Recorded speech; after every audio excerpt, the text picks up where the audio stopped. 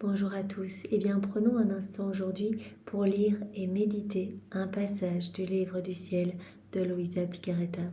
Au nom du Père qui m'a créé, du Fils qui m'a sauvé et du Saint-Esprit qui me sanctifie. Amen. Jésus, je m'immerge en toi dans ta divine volonté. Je m'unis à toi, je m'identifie à toi, je me consume en toi. Je fusionne ma volonté dans la tienne et comme tous les jours, Jésus, je t'invite dans mon cœur. Je te supplie, Jésus, de t'y établir définitivement avec ton Père, l'Esprit Saint, ton royaume, ton trône, tes actes divins, tes attributs divins, et d'utiliser toute ma personne bien comme une extension de ta propre humanité, comme un débordement de ta propre humanité. Oui, Seigneur, continue ta vie en moi et viens, utilise mes mains, Jésus, je te les donne. Utilise mes yeux, mes regards, mes pensées, mon souffle, mes paroles, mes battements de cœur, mes pas. Tout est pour toi, Seigneur. Viens vraiment te réjouir, te reposer dans mon cœur. Fais de mon âme ce petit tabernacle d'amour dont tu nous as parlé dans certains enseignements. Viens, Seigneur, que mon âme puisse devenir pour toi un palais céleste, parce que tu viendras t'y établir et la nettoyer de tous mes mauvais penchants, de tout ce qui résulte de ma volonté propre.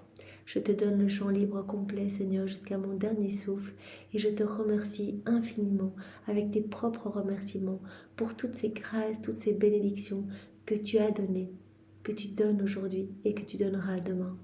Je te demande maintenant, Jésus, de venir près de chacun, toucher nos cœurs, toucher nos intelligences, pour que nous puissions accueillir ce nouvel enseignement avec ta sagesse à toi, avec ton intelligence à toi, avec ton amour, Jésus.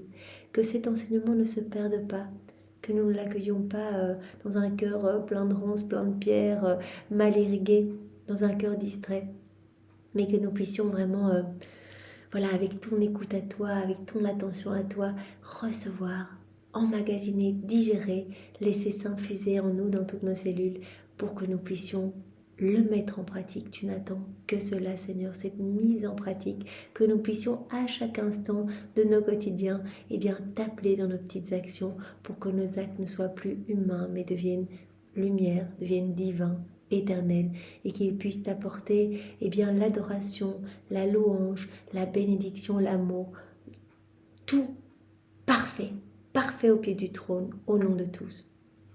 Alors fais de nous ce qui te plaira, Seigneur, et vraiment merci déjà pour cet enseignement.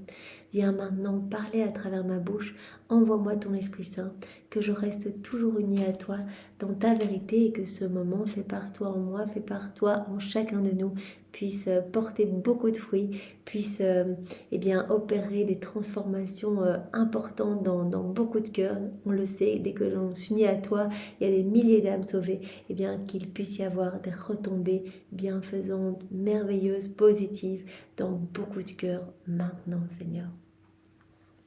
Alors le passage que nous allons méditer est celui du 16 novembre 1926. Je ne sais pas pourquoi l'autre soir, je l'ai passé sans faire exprès, mais c'est que le Seigneur nous appelle aujourd'hui à le méditer. Donc nous sommes dans le volume 20 et c'est Louisa qui parle. Mon état habituel d'abandon dans le fiat suprême continue. Mais j'appelle en même temps celui qui constitue tout mon bonheur, ma vie, mon tout. Louisa est totalement abandonnée. Aujourd'hui, vraiment, elle nous montre que cet abandon est primordial. Nous abandonner dans les bras de Dieu et vraiment l'appeler dans nos actions. Vraiment pour que Jésus devienne notre bonheur, notre vie, notre tout, qu'il prenne toute la place dans notre cœur. Et Jésus, se manifestant en moi, me dit « Ma fille, plus tu t'abandonnes dans le vouloir suprême, plus tu progresses dans ses voies. Plus on va s'abandonner, ou plus Jésus va nous donner, on va progresser. Plus tu acquiers de connaissances, donc plus on va s'abandonner, plus Jésus va nous donner de nouvelles connaissances. Et plus tu prends possession des biens qui sont dans la divine volonté. Par ces connaissances, nous prenons possession de tout ce que contient la divine volonté. Les connaissances sont indispensables pour vraiment être façonnées, être travaillées. Chaque connaissance vient nous transformer et vient nous rapprocher de Dieu. Lui laisser plus de place dans notre cœur. On prend vraiment possession des biens. de par ses connaissances. Car en elle, il y a toujours quelque chose à apprendre et apprendre. Dans la divine volonté, il y a toujours de nouvelles connaissances. C'est pour cela, déjà les 36 volumes, Jésus a dit, mais c'est une goutte par rapport à ce qui est. Il y a toujours quelque chose de nouveau, de pur, de beau à ajouter.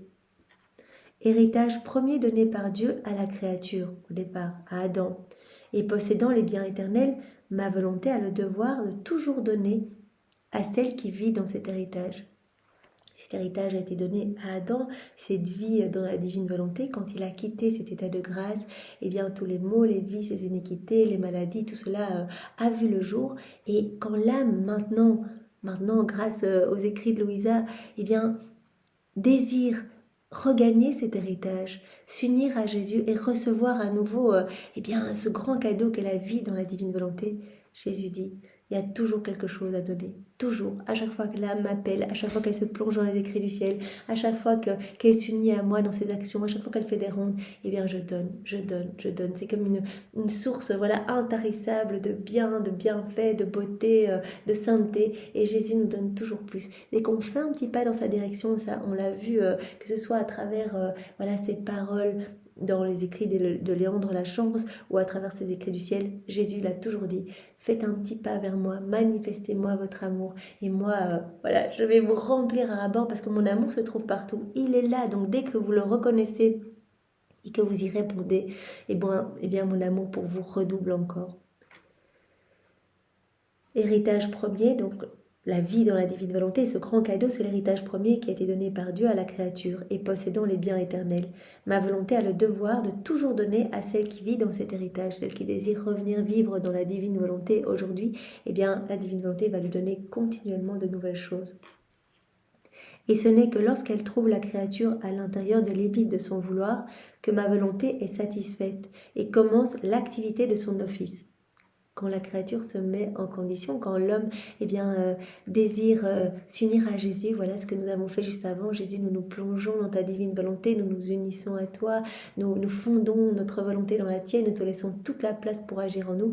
Et bien à ce moment-là, la divine volonté trouve un champ d'action pour agir, pour vraiment déployer sa lumière, sa splendeur à l'intérieur de nous. Jésus l'a dit à de nombreuses reprises, je suis la divine volonté, donc c'est moi qui agis en vous. C'est pour cela que vos actes deviennent magnifiés par ma présence, deviennent sanctifiés, deviennent des actes divins et éternels.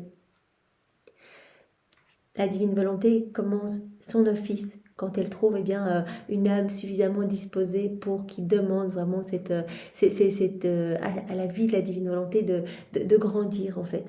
Et elle se met en fait, la divine volonté. Elle accorde de nouvelles choses à son héritière. Ainsi, l'âme qui vit en elle est la fête de ma volonté.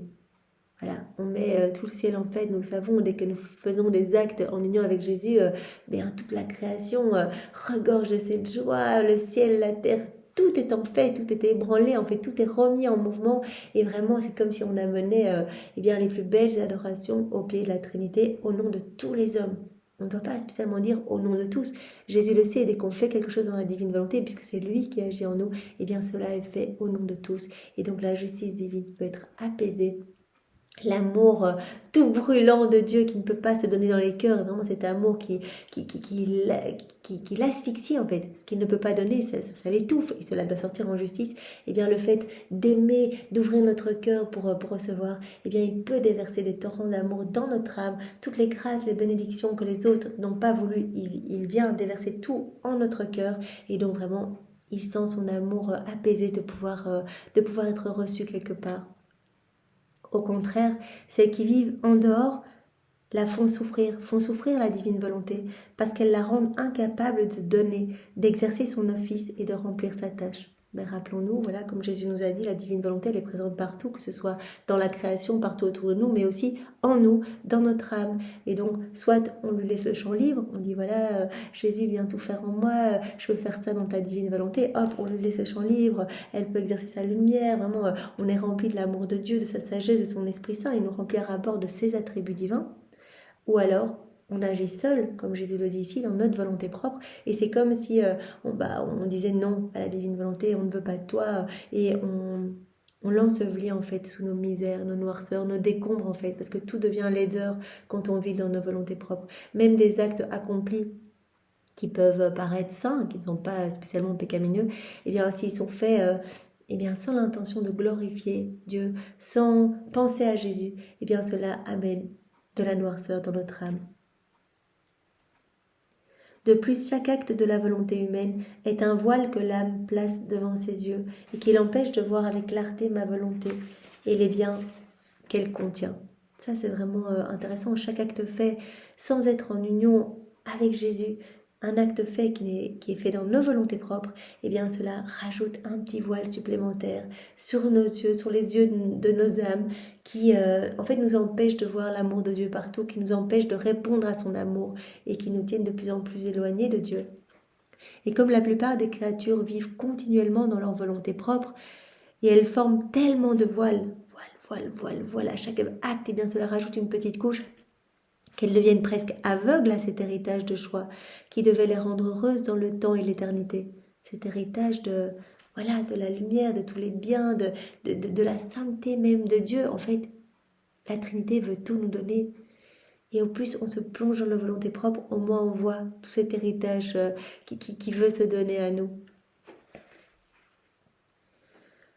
Cet héritage qui les rendrait heureuses dans le temps et l'éternité. C'est la source de tous les biens, de toutes les jouissances, de tous les bonheurs célestes, cette vie dans la divine volonté. Oh, si les créatures pouvaient comprendre le grand mal de la volonté humaine et le grand bien de la mienne, elles détesteraient tellement leur volonté qu'elles donneraient leur vie pour pouvoir faire la mienne. Si on avait idée de tout ce qui se passe dans notre cœur quand nous agissons sans Jésus, de toutes ces souffrances pour la divine volonté. On l'a vu avant-hier, mais elle est totalement en souffrance, c'est un mal-être constant, elle asphyxie complètement de ne pas pouvoir agir, de ne pas pouvoir déployer sa lumière. Elle asphyxie de voir ses enfants se perdre, vraiment être là comme de pauvres mendiants à gratouiller dans la terre pour essayer de s'en sortir, alors que l'homme devrait être à l'image, la ressemblance de Dieu. La ressemblance se manifeste dans l'agir, donc être comme Dieu, être vraiment nos yeux levés vers la Trinité, notre bouche ne devrait s'ouvrir que pour louer, nos mains ne devraient se lever que pour adorer, bénir, nos pieds ne devraient marcher que vers la Trinité. Et au lieu de ça, eh bien la divine volonté souffre de voir l'homme qui s'embourbe dans la puanteur du monde, en fait, des choses ici-bas. Donc si on avait une vision claire de ce qui se passe au niveau spirituel, quand on fait des actes dans nos volontés propres, on commencera à détester notre volonté au point qu'on serait prêt à donner notre vie pour ne plus jamais faire un acte dans notre volonté propre. Eh bien, nous avons foi en les paroles de Jésus et nous pouvons lui demander vraiment cette grâce de ne jamais retomber dans notre volonté propre qui nous enchaîne à lui, que vraiment chaque jour nous puissions nous rapprocher un peu plus, grandir un peu plus dans cette ressemblance avec lui et qu'il puisse vraiment nous travailler, retirer jour après jour ces mauvaises choses qui nous font rechuter, qui nous tiennent éloignés de lui et que nous puissions être dans la louange, l'adoration, la bénédiction et la confiance, l'abandon entre ses bras. La volonté humaine rend l'homme esclave, elle le met en manque de tout. On l'a bien vu, Adam, quand il a quitté la divine volonté, il a commencé à vraiment être craintif, à être angoissé, il a commencé à se sentir mal, etc. Il a commencé à être en manque de tout. Il sent la force et la lumière lui manquer continuellement. Son existence est toujours en danger et il n'obtient ce qu'il veut qu'à force de prière et avec difficulté. Voilà, l'homme étant en manque, eh bien, il va commencer à prier en fait. Se sentant tellement mal, à un moment il va se mettre à genoux et c'est le manque qui crée le besoin de prier, de demander, de supplier. Aussi, l'homme qui vit de sa volonté est véritablement un mendiant. Quand on vit dans notre volonté propre, eh bien en fait, c'est comme si on prenait toute la création, mais on prend tout comme si cela nous était dû, alors que toute la création a été faite pour l'homme vivant pleinement en union avec Dieu, dans cette réciprocité d'amour. Donc Jésus dit déjà qu'on est des usurpateurs quand on vit dans nos volontés propres et qu'on profite de la création. Mais aussi que on est réduit à supplier, à se battre pour avoir une petite grâce, etc. Par contre, l'homme qui vit dans la divine volonté ne manque de rien. Il n'y a pas besoin de prière pour supplier, parce que tout nous appartient dans la divine volonté. Jésus a dit, je mets tout en commun, tout est pour vous. C'est pas mon royaume, c'est le vôtre aussi. Vous devenez les propriétaires de mon royaume, vous devenez les co-héritiers de tout ce qui m'appartient, du ciel, de la terre, de absolument tout. Donc vous n'avez plus besoin de supplier pour avoir quelque chose, tout est à vous, je vous donne tout. Demandez cette grâce de la vie dans la divine volonté, invitez-moi dans vos actions et tout sera à vous. Vous ne ressentirez plus ce manque, ce besoin de demander telle ou telle chose, etc. L'homme qui vit dans ma divine volonté a tout en sa possession. Ma volonté lui donne l'empire sur lui-même et par conséquent, il est possesseur de force et de lumière, la force même de Dieu, la lumière même de Dieu, et non pas de force et de lumière humaine, mais divine. Son existence est toujours en sécurité et comme il est propriétaire, il peut prendre tout ce qu'il veut, il n'a pas besoin de demander pour recevoir. Voilà, on a du mal à pardonner. Eh bien, Jésus, je prends ton pardon, le pardon que tu as donné sur la croix au bon larron, que tu as donné à tes bourreaux qui te persécutaient. Je prends ce pardon, je prends cette parole. Père, pardonne-leur, ils ne savent pas ce qu'ils font. Je fais mienne cette parole, puisque tout m'appartient, tes actes, tes paroles, tes pensées, etc. Tu m'as tout donné en cortège, vraiment pour me soutenir à vivre tout le temps en union avec toi. Et je donne ce pardon, vraiment avec ton pardon à toi, je pardonne à ces personnes-là qui m'ont offensé. Je prends ta paix, Seigneur, je prends ta patience, je prends tes attributs divins, je prends les baisers de maman Marie et je viens les poser dans le cœur de toutes ces personnes qui m'ont fait de la peine pour vraiment qu'elles puissent s'adoucir, qu'elles puissent revenir à toi, Jésus, qu'elles puissent s'ouvrir à cette grâce de cette union sanctifiante avec toi. Donc, tout nous appartient, on peut se servir, il ne suffit que de nous servir. L'homme peut tout prendre, celui qui vit dans ma divine volonté. Il peut prendre tout ce qu'il veut. Il n'a pas besoin de demander pour recevoir. Cela est si vrai qu'avant qu'Adam ne se retire de ma volonté, la prière n'existait pas. Adam, il suppliait pas, hein. Il prenait tout ce qu'il voulait, tout lui appartenait, il le savait. C'est le besoin qui fait naître la prière. Mais il n'avait besoin de rien, Adam. Il n'avait rien à demander ou à souhaiter. Ainsi, il était seulement dans l'amour, dans la louange, dans vraiment la réciprocité de l'affection avec son Créateur. Il louait, il adorait son Créateur. Vraiment, Jésus voudrait que nous retournions à cette place vraiment pleinement heureux, pleinement satisfait, rempli de tous les bonheurs célestes et que nous ne soyons que dans la louange, dans le remerciement, que nous ne fassions pas des prières de mendiants, mais que nous soyons vraiment des fils et filles légitimes, des filles et des fils de lumière. Adam aimait, louait, adorait son Créateur. La prière n'avait pas sa place dans l'Éden terrestre. La prière est venue après le péché, comme un besoin extrême du cœur de l'homme. Lorsqu'il prie, cela veut dire qu'il a besoin de quelque chose et qu'il espère. Il prie afin d'obtenir.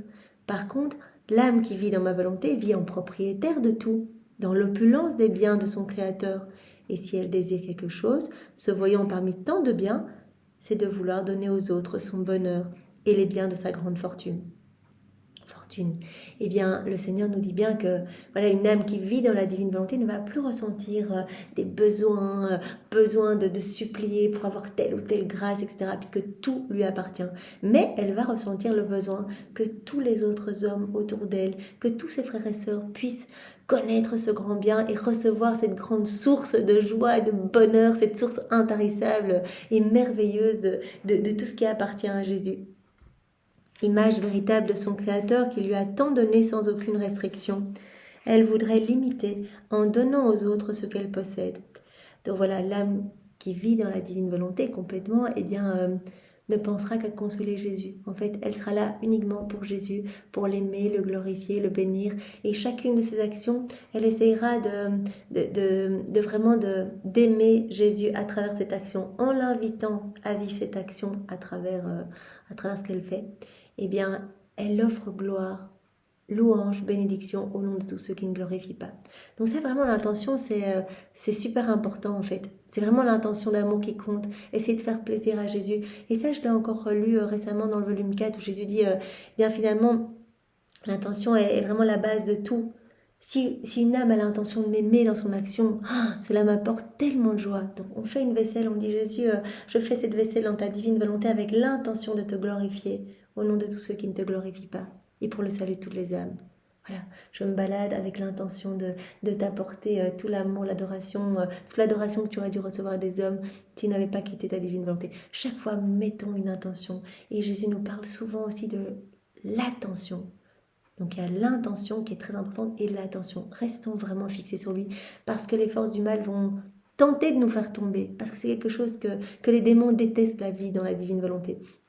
Et donc si on n'est pas vigilant, qu'on ne regarde pas Jésus, qu'on n'est pas fixé sur lui, eh bien si on quitte la divine volonté, on va se faire directement happer par toutes ces forces des ténèbres et on risque de chuter dans toutes ces embûches qui seront dressées sur notre chemin. Donc restons fixés sur Jésus, exactement comme Pierre, quand il est resté fixé sur Jésus, eh bien a pu marcher sur l'eau, faire ce que Jésus avait fait. Mais quand il a commencé à sentir le vent, à bouger ses yeux de Jésus et à regarder son nombril, eh bien il est tombé. Cette image, gardons-la en tête. Tant que nous sommes fixés à Jésus, rien ne pourra nous arriver. Il nous met vraiment dans l'enceinte de son royaume. Et les murs en sont si hauts, comme il nous dit, que les démons ne peuvent même pas rentrer. Que ces murs sont vraiment une protection. Jésus se fait en plus notre sentinelle et nous entoure de sa lumière. Cette lumière vient vraiment éclipser tous les ténèbres, les tenir loin et nous embellir, nous purifier, nous fortifier, nous faire vraiment croître dans cette ressemblance avec lui. Alors restons dans cette attention d'être fixés toujours sur Jésus, avec toujours l'intention de le glorifier. L'intention est très très importante aussi. Oh, comme il est beau le ciel de l'âme qui vit dans ma volonté. C'est un ciel sans tempête, sans nuages, sans pluie, parce que l'eau qui apaise sa soif, qui la féconde, qui lui donne sa croissance et sa ressemblance avec celui qui l'a créé, est ma volonté. Quand c'est la volonté qui gère tout, qui agit, qui opère à partir de notre humanité, eh bien, on va vraiment ressentir le calme, la paix, la constance, la persévérance, en fait, tous les attributs divins de Jésus. Quand nous sentons que nous sommes dans l'impatience, que nous sommes dans l'énervement, nous avons quitté la divine volonté. C'est vraiment un aiguillage très sûr que nous ne sommes plus dans la divine volonté si nous commençons à émettre des jugements négatifs, à être dans la crainte, le doute. Nous avons bien vu, Adam, quand il a quitté la divine volonté, il a commencé à avoir peur de tout. Et bien, quand nous ressentons une peur, une crainte, une préoccupation, quelque chose qui vraiment nous maintient dans des émotions négatives, nous ne sommes plus dans la divine volonté. Puisque vraiment, la divine volonté, ce n'est que la paix vraiment de Dieu. Nous sentons vraiment sa paix profonde. Et donc à ce moment-là, il suffit de revenir. Voilà, Jésus, je me suis un petit peu égarée. Je te remets toutes ces pensées préoccupantes. Je te donne tout, je m'abandonne à toi. Je sais que c'est toi qui vas tout gérer. Je te fais confiance. Je sais que tout ce qui m'arrive, eh bien, provient de tes mains parce que tu veux le meilleur pour chacun de nous. Tu veux vraiment nous ramener à bon port après notre pèlerinage ici-bas. Tu veux nous ramener dans tes bras, dans notre patrie céleste. Alors, je m'abandonne à toi, Jésus. Et comme vraiment il y a cette prière, de je ne sais plus quel saint, Jésus, je m'abandonne à toi. C'est à toi d'y penser. Donne de l'eau ou quelque chose comme ça. Et bien voilà. Donc, c'est un aiguillage très sûr. Si nous ressentons des mauvaises émotions, c'est que nous avons quitté la divine volonté. Et Jésus nous rappelle vite à revenir. Parce qu'il dit, eh bien, parfois, si vous commencez à penser à vos préoccupations, à dire mais pourquoi je pense ça, etc., eh bien vous allez faire gonfler un peu ces pensées. En fait, finalement, c'est Satan qui est en train de vous emmerlificoter dans des choses de plus en plus envahissantes pour votre esprit, pour votre âme. Et moi, je suis là avec des bonnes inspirations à essayer de vous ramener à moi, mais vous n'allez même plus les entendre parce que vous remettez des couches et des couches et des couches de pensées qui ne viennent pas de moi. Alors que si vous étiez venu tout de suite, ça c'était une réflexion vraiment que Jésus avait donnée à Louisa dans une des heures de la Passion. Si vous revenez tout de suite à moi et que vous me donnez ce petit fagot avec vos préoccupations, vos tentations, que sais-je, eh bien moi je les brûlerai au feu de mon amour et directement ce sera super facile. Si vous revenez immédiatement, vous vous rendez compte que vous avez quitté la divine volonté, hop, revenez à moi, nous dit Jésus. Revenez à moi et moi je vous brûlerai dans mon amour et je vous donnerai encore plus de force, plus de grâce et vous allez vraiment vous sentir tout renouvelé. Donc voilà, gardons vraiment cette image en tête de garder nos yeux bien sur Jésus et de revenir directement à lui si nous chutons et que nous nous écartons du chemin sur lequel il nous appelle. Comme la plupart des créatures vivent continuellement dans leur propre volonté, elles forment beaucoup de voiles et elles deviennent aveugles. Voilà, donc pour l'âme qui vit dans la divine volonté, qui s'unit à Jésus, eh bien son cœur sera un ciel sans tempête, sans nuages, sans pluie, parce que l'eau qui apaise sa soif, qui la féconde, qui lui donne sa croissance et sa ressemblance avec celui qui l'a créé, est la divine volonté. Sa jalousie est telle que l'âme ne voudrait rien prendre qui ne vienne d'elle. Elle est si grande qu'elle remplit tous les offices. Si elle veut boire, elle fait elle-même l'eau qui la rafraîchit et étanche toutes les autres soifs, de sorte que sa seule soif puisse être sa volonté. Donc la divine volonté, si elle veut rafraîchir, elle va être sa propre fontaine. Si elle a faim, elle fait sa propre nourriture qui, en apaisant sa faim, lui enlève tout appétit pour les autres aliments. Si elle veut être belle, elle fabrique elle-même le pinceau qui brosse une beauté, telle que ma volonté en demeure ravie devant une beauté si rare, imprimée par elle dans la créature. Donc c'est tout le travail de la divine volonté. Si une créature a faim de Dieu, eh bien, elle va être remplie de grâce, etc., pour vraiment recevoir le don du saint détachement, de la sainte indifférence et ne se fixer que sur Jésus. Si elle a soif de Dieu, eh bien, la divine volonté viendra la combler en fait. Elle va recevoir tant de connaissances, tant de vérités à travers ces livres du ciel qu'elle va se sentir comme totalement abreuvée et vraiment dans cette union constante avec son Créateur.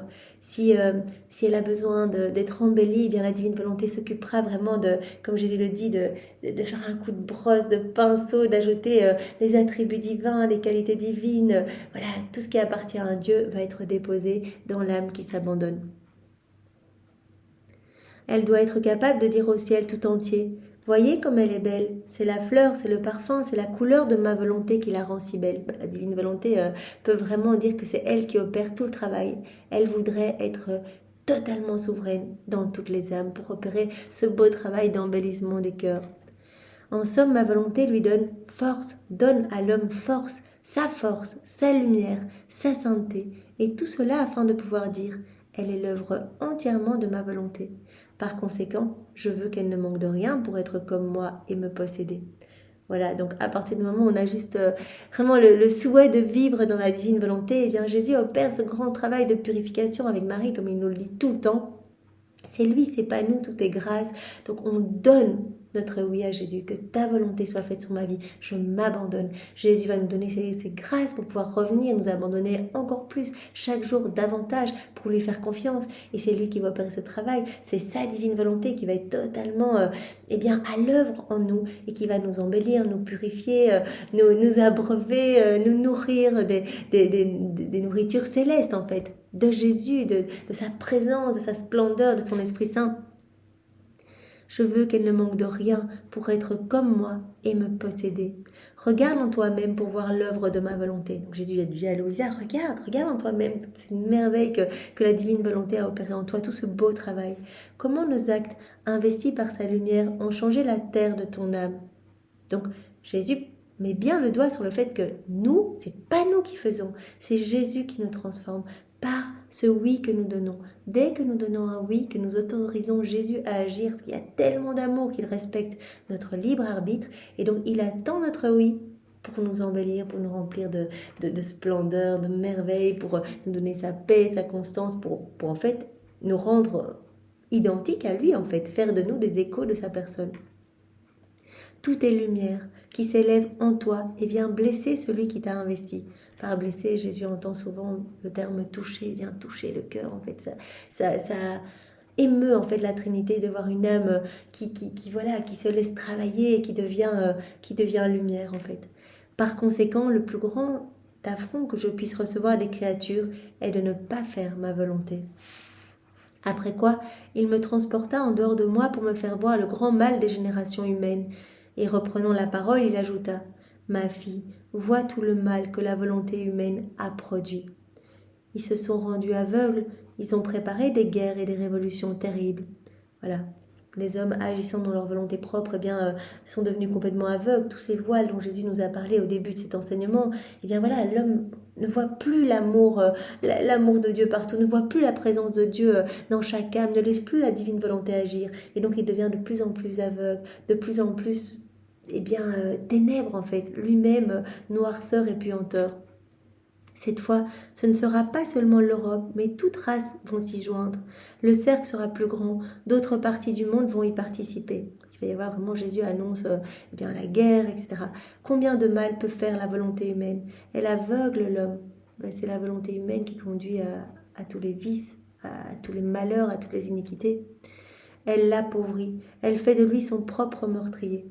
Mais je me servirai de cela pour mon plus grand bien. Jésus dit bien, je vais me servir de tout ce rassemblement de plusieurs nations qui vont discuter, de faire des choses sérieuses. Je vais me servir de cela pour ma gloire, pour mon plus grand bien. Et la réunion de tant de races servira à faciliter la communication des vérités. afin qu'elle puisse se disposer au royaume du Fiat suprême. Donc parce que Louisa s'unit continuellement, qu'elle s'offre comme âme victime, qu'elle s'offre comme âme réparatrice, qu'elle est continuellement en train de faire des ronds, etc., la justice divine est apaisée. Et donc Jésus lui dit, dans ma grande bonté, ce rassemblement qui doit servir vraiment à faire des choses horribles, je vais m'en servir pour toucher des cœurs. Je vais venir déverser, vraiment mon cœur va déverser des torrents brûlants d'amour, de grâce, de bénédiction pour que vraiment les cœurs puissent se disposer à recevoir ce grand bien qu'est la vie dans ma divine volonté. Ainsi, les châtiments qui ont eu lieu ne sont que le prélude à ceux qui viendront. Combien de vies seront détruites, combien d'habitants enterrés sous les ruines et plongés dans les abysses. Jésus parle à Louisa des châtiments à venir en disant voilà, ça va arriver. Il y a beaucoup d'hommes qui doivent passer malheureusement par là pour revenir à moi, même si c'est sous les décombres, dans des grandes souffrances, peut-être qu'à ce moment-là, l'homme demande pardon à Dieu, l'homme se repent de ses fautes, l'homme se remet en question et revient en fait. Tout ce qui importe à Jésus, c'est de sauver nos âmes. Et donc, quand il ne peut pas donner son amour de manière facile, avec des cœurs ouverts, qu'il ne peut pas donner tout ce qu'il veut donner, cela sort d'une autre manière. Cela sort par une justice qui doit s'exercer par le biais de châtiments, etc. Les éléments rendront le parti de leur Créateur. Ma justice a atteint ses limites. Ma volonté veut triompher et voudrait que ce soit par l'amour qu'elle établisse son royaume. Jésus voudrait que tout se fasse par amour de manière facile. Mais l'homme ne veut pas venir rencontrer cet amour. Et par conséquent, il est nécessaire de faire œuvre de cette justice. De faire œuvre de justice.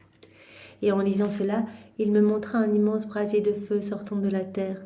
Et ceux qui étaient près de ce brasier étaient recouverts par ce feu et disparaissaient. J'étais effrayée et je priais dans l'espoir que mon Dieu bien-aimé puisse se calmer. Donc Jésus fait part de tous les trésors que l'homme peut acquérir en donnant juste son petit oui, parce qu'il veut à tous nous donner ce grand don qu'est la vie dans la divine volonté. Et il fait part à Louisa de cette vision également de la justice qui s'exerce quand l'homme ne veut pas recevoir, quand l'homme est froid, indifférent, ferme son cœur, ferme le cœur de Jésus, ne veut pas être sauvé et se retire, s'arrache du cœur de Jésus. Jésus essaie de le récupérer par une autre voie et il montre à Louisa ces images de châtiment, de cette justice qui s'exerce. Seigneur, merci. Merci aujourd'hui de nous avoir rappelé qu'il est tellement important de rester unis à toi, de nous offrir à toi, de t'offrir nos volontés et nos vies pour que tu puisses faire de nos vies des extensions de la tienne et que tu puisses te réjouir en nous, que nous puissions devenir pour toi des petites sources de joie et de réjouissance et que nous puissions être continuellement dans ta paix, quel que soit ce que nous sommes appelés à vivre, ce que tu autorises dans nos vies pour notre sanctification. Merci Jésus, sois loué, béni et glorifié au nom de tous dans ta divine volonté. Au nom du Père et du Fils et du Saint-Esprit. Amen. Soyez tous bénis. Bel après-midi à tous. Au revoir.